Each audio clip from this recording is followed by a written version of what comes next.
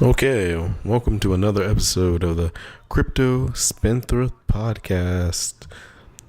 And today we're going right into Coin Watch. So for Coin Watch, first one up, Bitcoin as usual. Honestly, I'm pretty surprised that Bitcoin had that massive spurt when it did. The surprise is more like from the fact that it just happened kind of spontaneously. Considering there's like a lot happening that would support the reasons to why, like there's like a definitely a lot of more people entering the sphere of crypto, especially bigger institutions and such. And also, I thought the scaling debate would be kind of a thing that prevents Bitcoin from going past 5,000 rather than just like touching 5,000 and hovering it. But apparently that was totally wrong, and it just smashed 5,000 despite the scaling.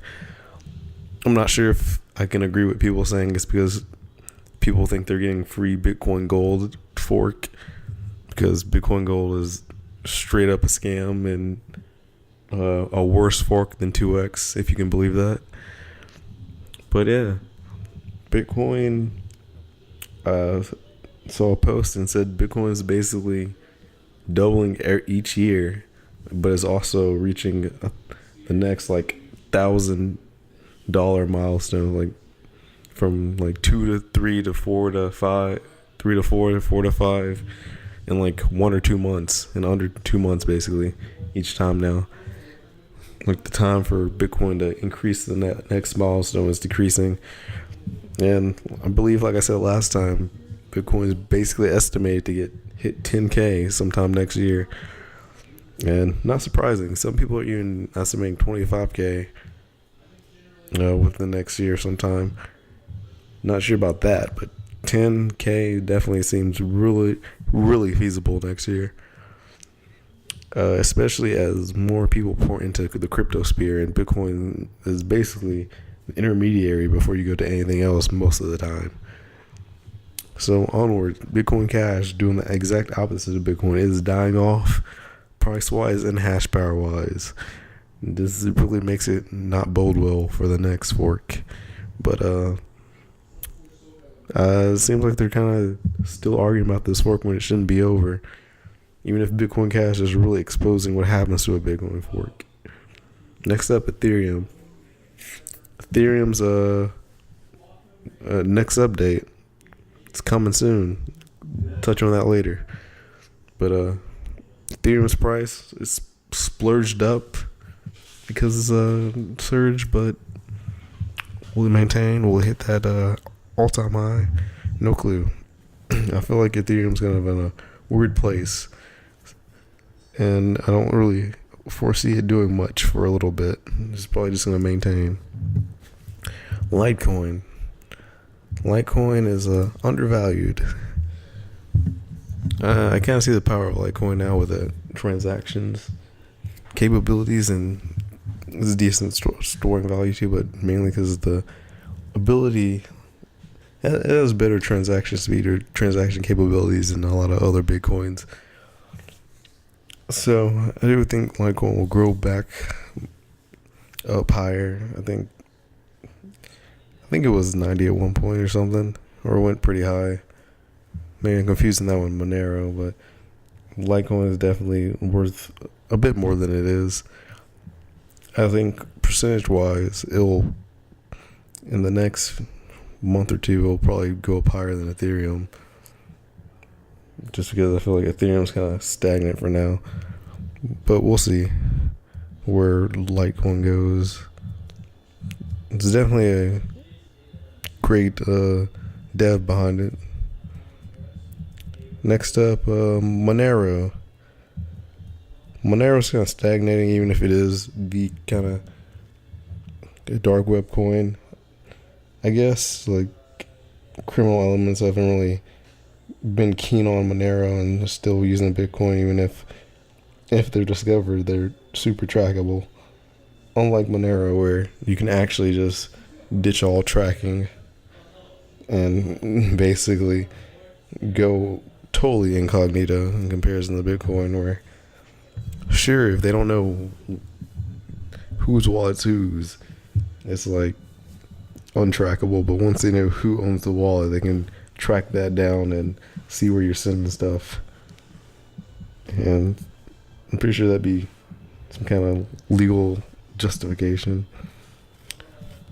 But until then, I guess Monero is just gonna stagnate until maybe a big dark web marketplace starts to really advocate for Monero more than Bitcoin. Next up, Neo. Neo's in an interesting place. I think it has potential to be as big as Ethereum, but the problem is China.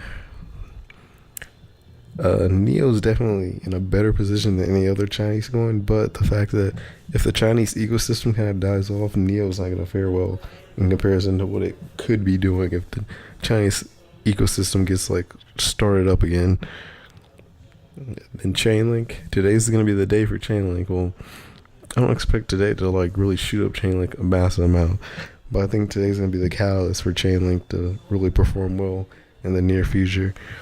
With this banking conference, Sibos or something, I think that's how you pronounce it.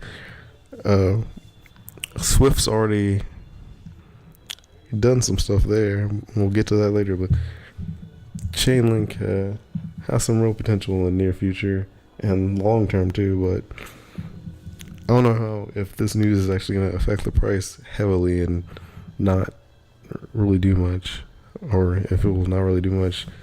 I think Chainlink's price is really going to be affected to where it's actually being utilized.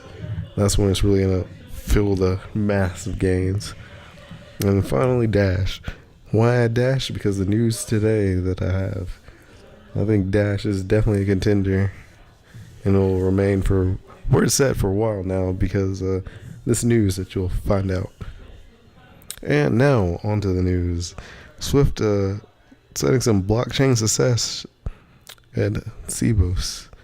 So Swift, they demonstrated their Hyperledger prototype or something. This has no bearing with Chainlink, but still, if Swift is really collaborating with Chainlink, even if this isn't a part of Chainlink, the fact that Swift is going through all the blockchain and has one successful project, that will definitely increase enthusiasm for their the banks that they serve for adopting other blockchain related projects that Swift undertakes. So it's like an indirect win right now, but a crazy home run for Swift. So we really just gotta see what happens at this conference. Next up, Coinbase is allowing instant bank transfers, and I think this one's actually a game changer.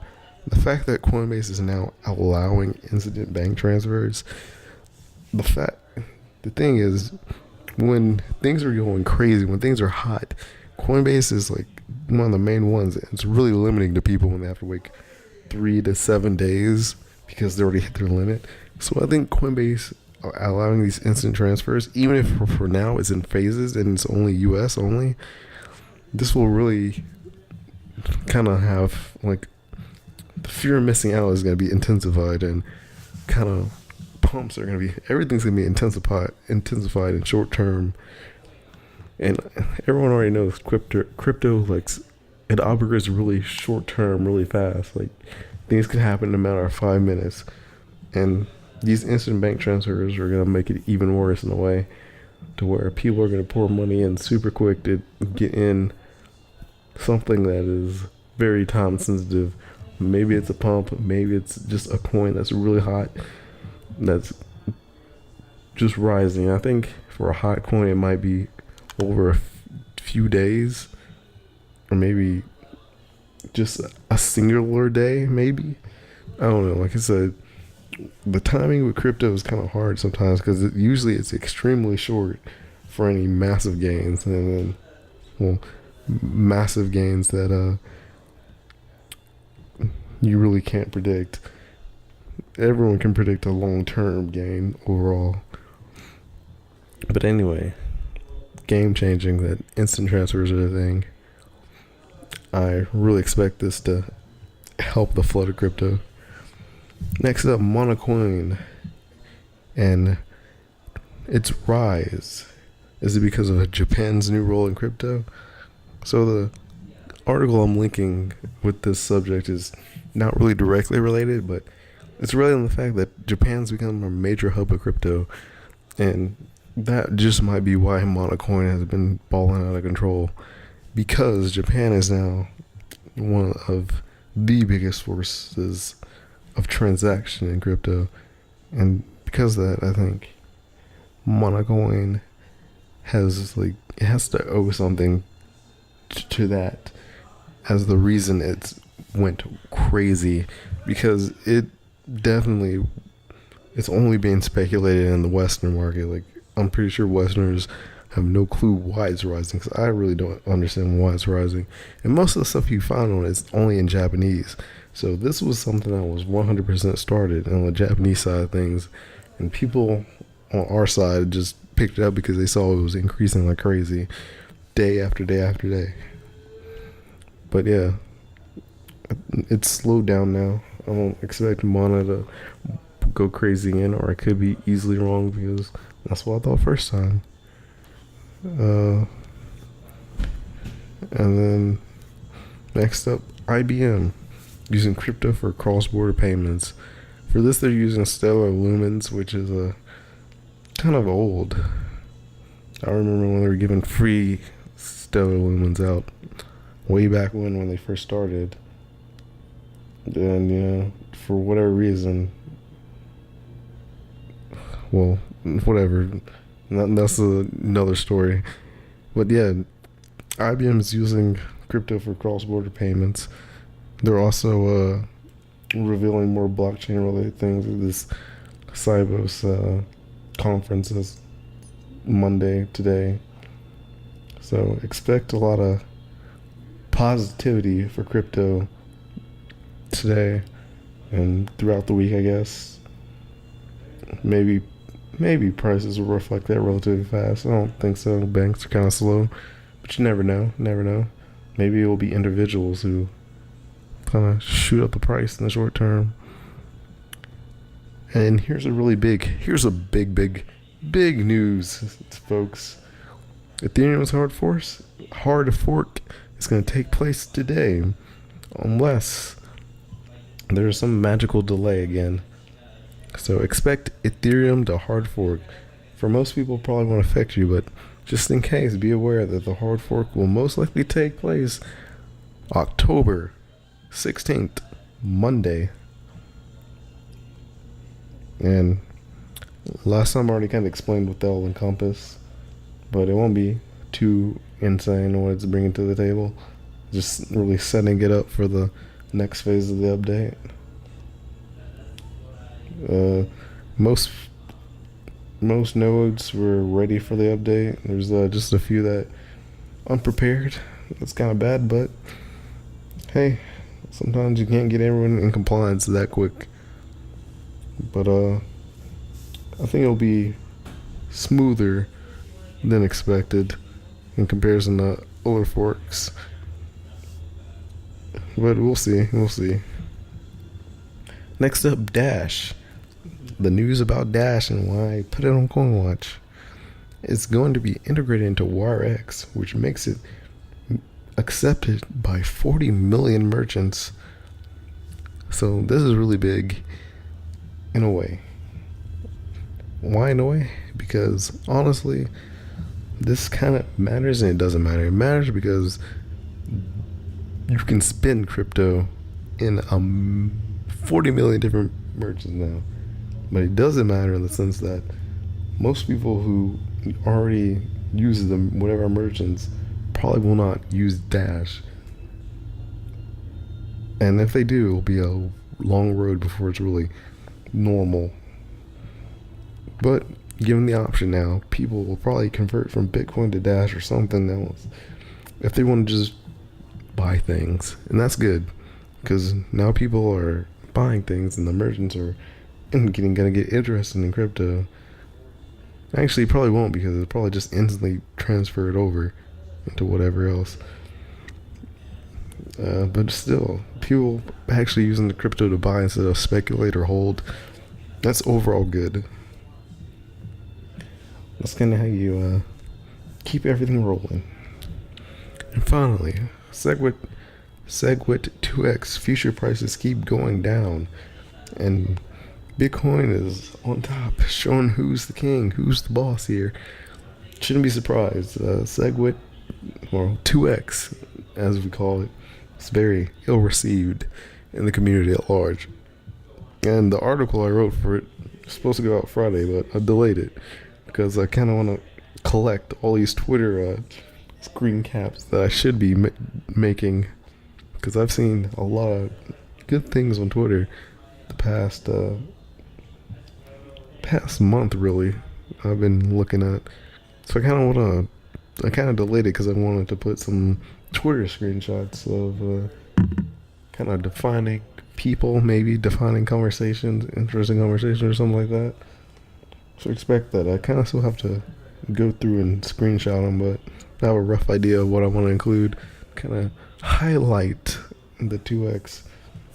Try to get major advocates and such in screenshots. But yeah, 2x prices heading south. Any major Bitcoin fork, I expect to not really do well. Honestly, there's no reason to use a fork of Bitcoin. It makes no sense. I was like, in the article, I kind of said that forks make sense with abandoned coins and relatively new coins, but it really doesn't make sense when an established coin has when there's really a minority group that's calling for the fork, while most of the community, most of the demands in the real one. I mean, that's why Ethereum Classic, although it's good, like, on principle it's good, but it's never going to be Ethereum's level because it has no demand, because there's no reason to use Ethereum Classic over Ethereum. So that's my take on that. So that is all the news for Monday. Don't forget to share this. You're on Steam It, Re-Steam It on Facebook. Just share it with your friends. Get it out there, guys. Yeah, and tune in Thursday for the next episode of the Crypto Spendthrift Podcast. And by then, I should be done with the screenshots for the sick 2x article. And to be honest with you, I thought this debate was going to be over, and it was just going to be universally accepted that 2x will not work. But apparently, they're still fighting. So expect that article still, even if I kind of hate writing. But yeah, see you next time, guys.